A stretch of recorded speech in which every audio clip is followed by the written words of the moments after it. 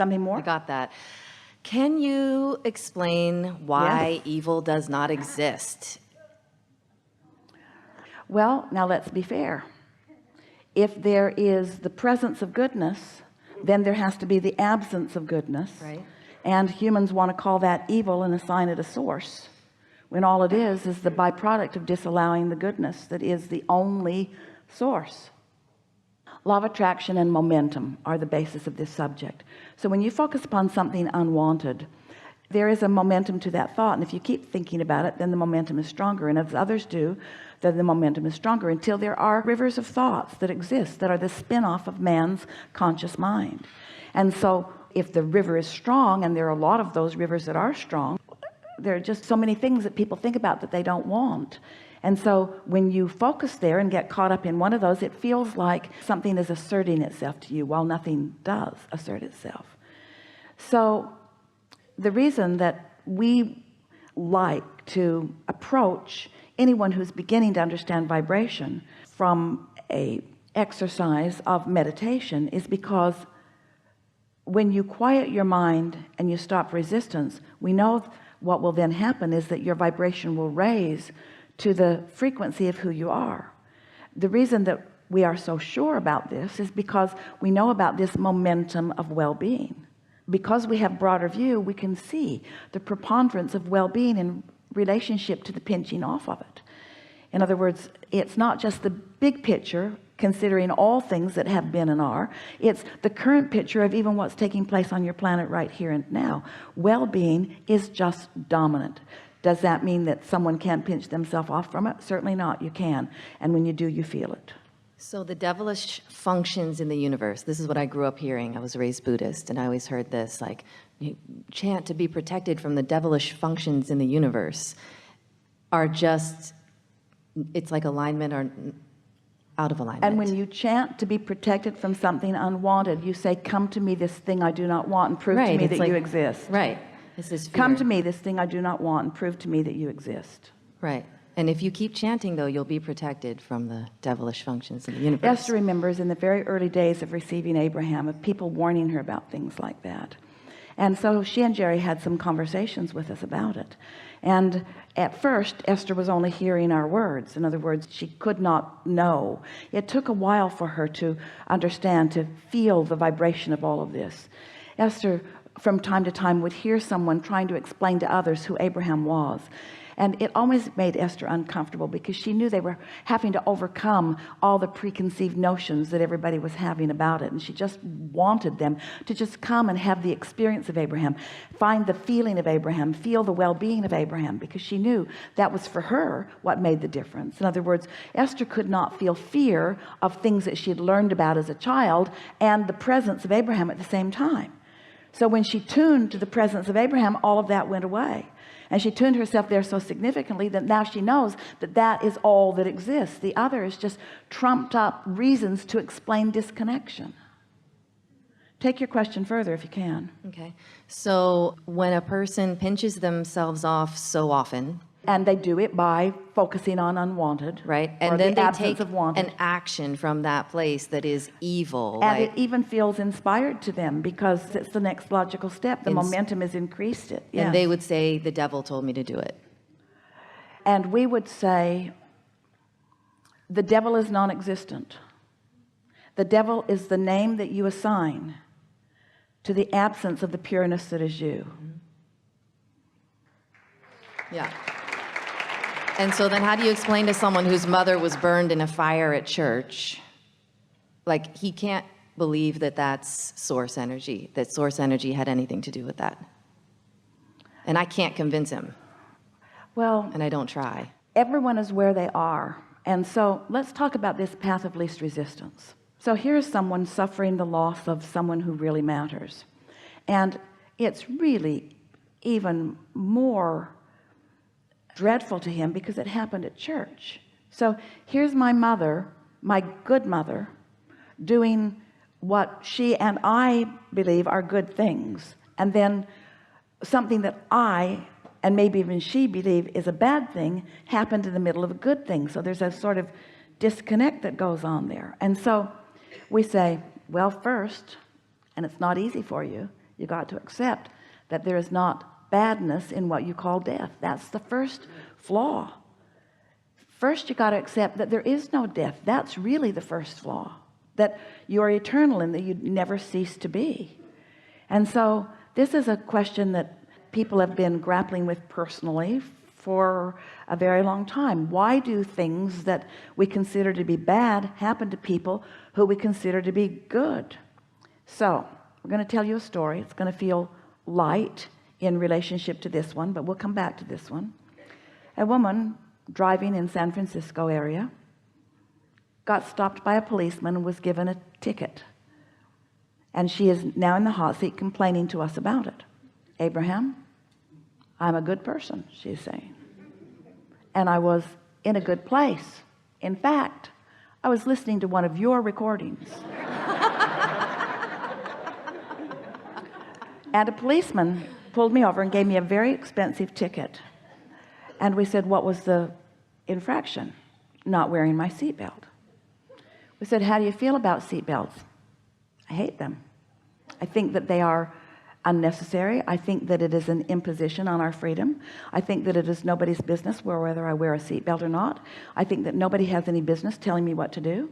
And so I don't wear my seatbelt. Sometimes I just pretend to wear it, but I don't believe that I should have to wear a seatbelt.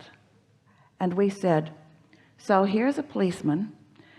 Let's not call him bad or good. Let's call him doing his job, which means he's trolling for money.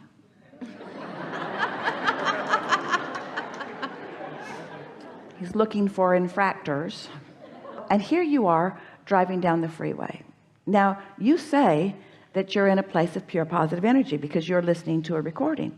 But while you were listening to recording, you were emanating a signal that says, I don't wear my seatbelt, and I don't believe that anybody should tell me that I should have to, because that's your belief and you're radiating it. It's in your vibration. No matter whatever else you're doing, it's in your vibration. So the policeman is driving away looking for exactly what you feel like.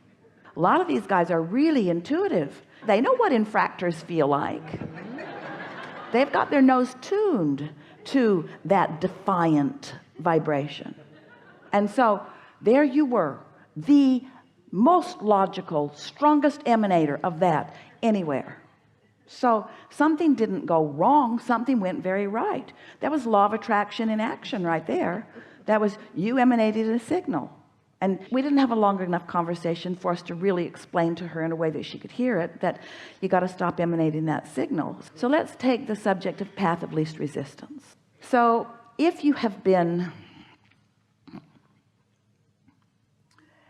held back or held down or confined or disallowed from following your own path and doing what you want, so you feel restrained, you feel restrained, you feel downtrodden, you feel abused, you feel disadvantaged.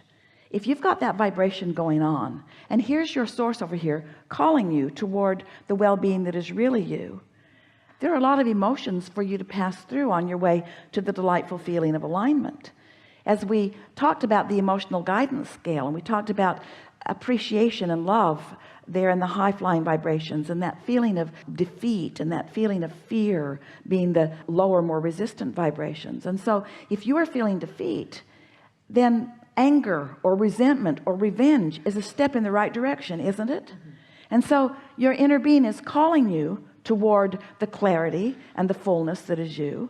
But you can't just jump all of a sudden there. That's too much of a vibrational gap. So the path of least resistance for you might very well be in that attitude of revenge or resentment, and that's where this woman was.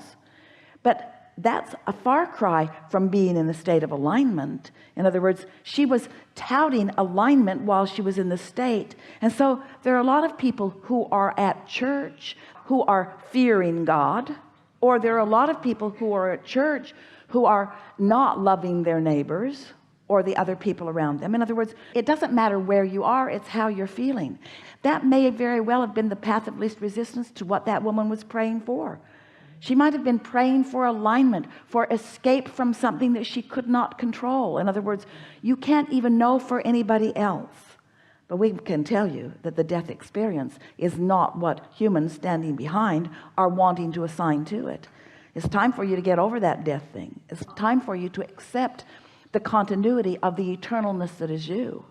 It's time for you to stop looking at things that happen and trying to evaluate your worthiness or your rightness or your goodness or anyone else's based upon what you're witnessing, because you don't know for anyone else. You don't know what their path is, and you sure don't know what their path of least resistance is. And so it's one thing for us to stand in this place of understanding your worthiness and loving you unconditionally. And it's another thing for you to be in a vibrational place where you can receive that knowing. And there is very often a big gap between how Source feels about any one of you and the way you think Source feels about you, because you've been using all kinds of bogus criteria to evaluate the goodness and the rightness of you. Most of you evaluate your goodness based upon your sacrifice. It's almost as if you believe that the more of your happiness you give up for someone else, then the more goodness you stand in. And we say, you're always good, but you stand in a place of depriving yourself of the evidence of your alignment when you are using what others need or want from you as your criteria, rather than serving yourself into your own alignment. When you care enough to hold yourself steadily in that place of alignment, then you really have something to give others, but otherwise you do not. So this conversation is a big one. First, you can't convince your friend about this, and we couldn't either, because you are where you are in relationship to where you want to be. Esther remembers when her father made his transition, and her dear sister had been with him night and day for a very long time. She had been there for him to her disadvantage. She was deprived of sleep. She was deprived of just about everything. She was giving everything she had to that. And he was unconscious, had been for a while, and sort of in and out, but mostly out of consciousness. And she finally went home for a desperate shower, and while she was gone, whoosh, off he went. And she was so mad when she got back that he took off while she was gone, and she blamed the attending nurse. You turned up his morphine and you caused this untimely experience. Untimely for me, really timely for him. And Esther explained to her that nothing went wrong, that everything went right, and that it's always the path of least resistance that allows that to happen. You see, of all the things that we've talked about here today, there's nothing that speaks more of the path of least resistance, but you all make your path so resistant that you have to get run over by something really big. You have to be really in a bad place before you'll say, okay, I'll go. Otherwise you're clinging as if you've got one last thing that you need to serve or prove. And we say, lighten up, be easier about all of this. Okay. You can't get it wrong.